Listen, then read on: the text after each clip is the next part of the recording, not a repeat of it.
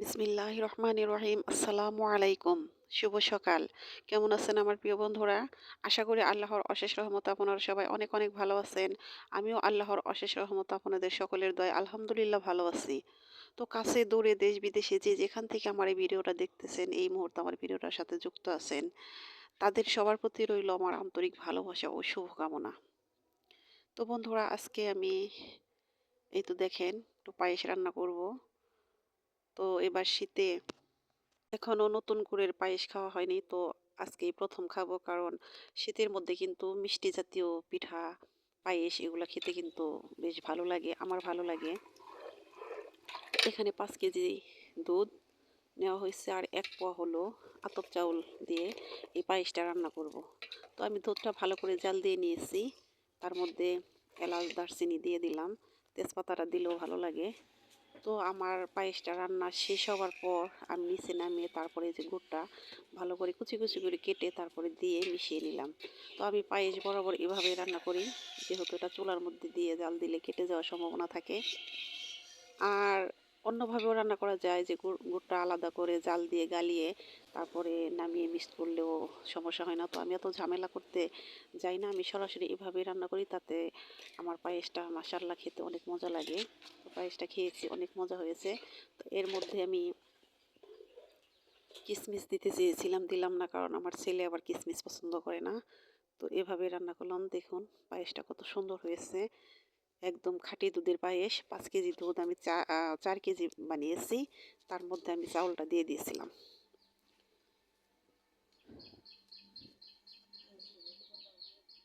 তো আমার মতো কে কে এই শীতে পায়েস, পিঠা, পুলি খেতে পছন্দ করেন আমাকে কমেন্ট করে জানাতে পারেন।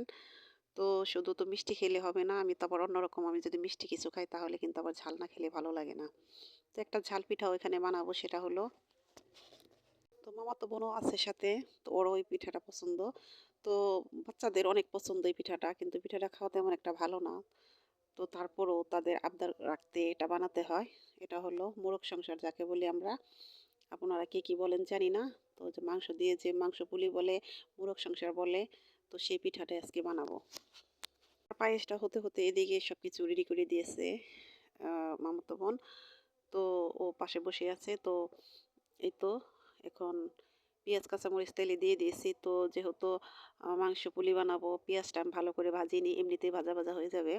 তেলে দিয়ে তার সাথে সাথে এই তো হলুদ গুঁড়ো, মরিচের গুঁড়ো, ধনিয়া গুঁড়ো দিয়ে দিলাম। আর এর মধ্যে দিয়ে দিছি হলো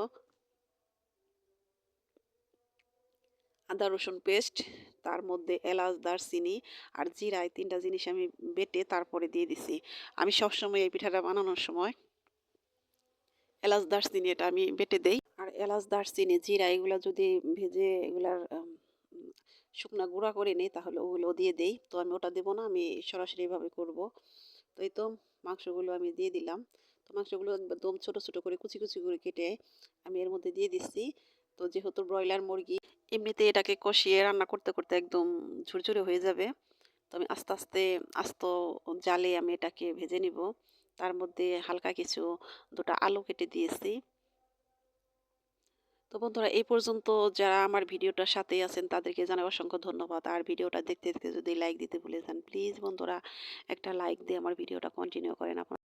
আপনাদের একটি লাইক আমার কাছে অনেক মূল্যবান।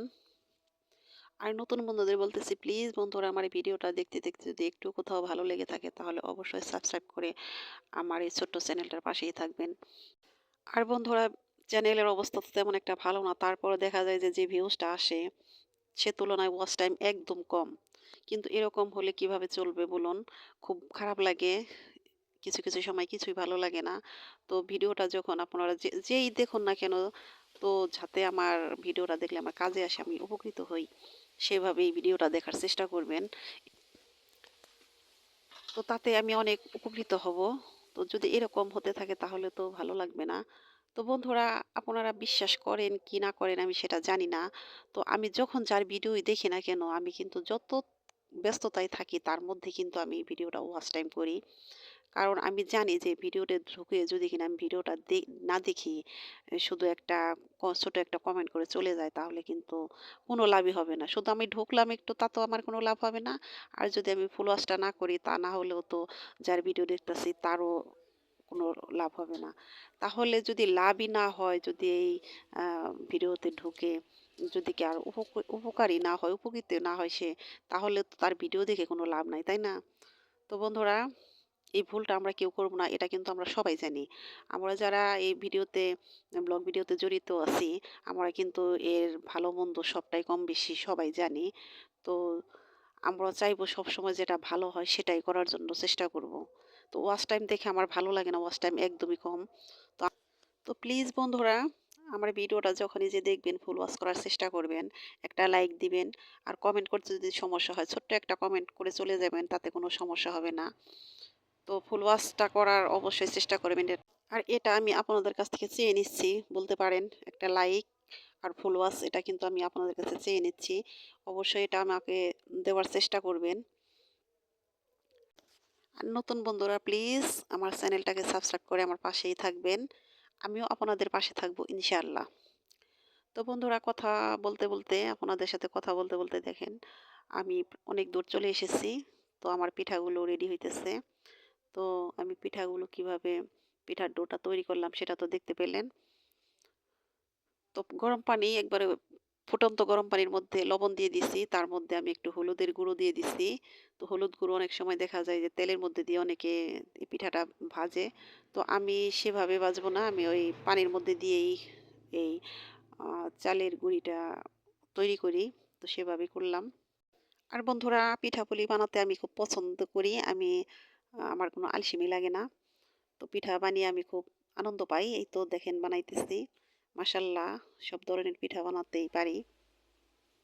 কোনো সমস্যা হয় না। তো এক এক করে আমি সব পিঠাগুলো বানাইতেছি। আর ওদিকে বানান শেষ হইতেছে আর এদিকে ভাজা হইতেছে। তো সুন্দর করে এই তো সাইজ করে বানাইতেছি। তো এই পিঠাগুলো খেতে বেশ মজা লাগে, কিন্তু আমি অত খেতে পারি না। এটা খাওয়া কিন্তু অতটা একটা ভালো না, গ্যাসের সমস্যা হয়। তো ছোট ছোট বাচ্চাদের বেশ পছন্দের। আমার ছেলে আর কিছু খাক বা না খাক, কিন্তু এই পিঠাটা তাকে মাঝে মধ্যে বানিয়ে দিতে হয়। তো শীতের দিন শীতের যে মিষ্টি পিঠাগুলো সেগুলো খাবে না। তাদের পিঠার রেসিপি আলাদা। যে কোনো পিঠা বানালে যে আর কোনো পিঠা নাই, এই পিঠা যদি বানাও তাহলে খাবো, তাহলে খাবো না।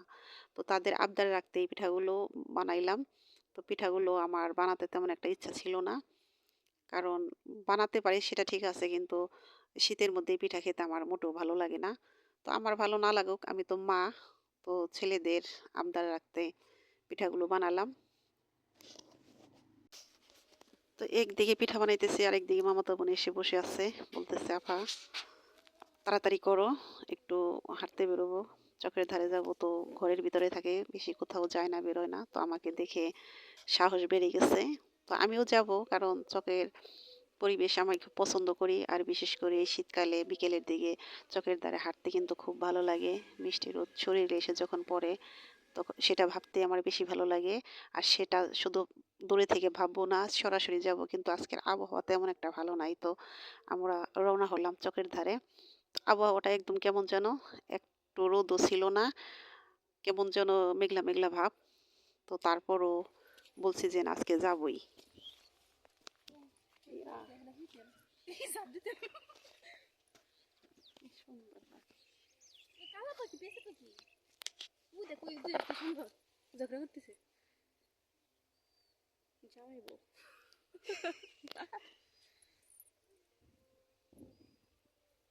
তো দেখুন আমার প্রিয় বন্ধুরা, আমার প্রিয় আপুরা, দেখুন কত সুন্দর একটা পরিবেশে চলে এসেছি। তো দেখতে থাকুন, আমার সাথেই থাকুন। এই তো দেখেন যে এখানে হয়তো মনে হইতেছে পাখির মেলা বসেছে।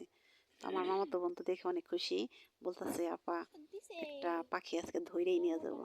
ধরো দেখি কেমন পারো। হাসাহাসি করতেছি, অনেক মজা করতেছি। তো আরো ভালো লাগতো যদি রোদ থাকতো, রোদ নাই। তো এখন সময় ছিল হলো বিকেল 4টার মতো বাজে আর কি।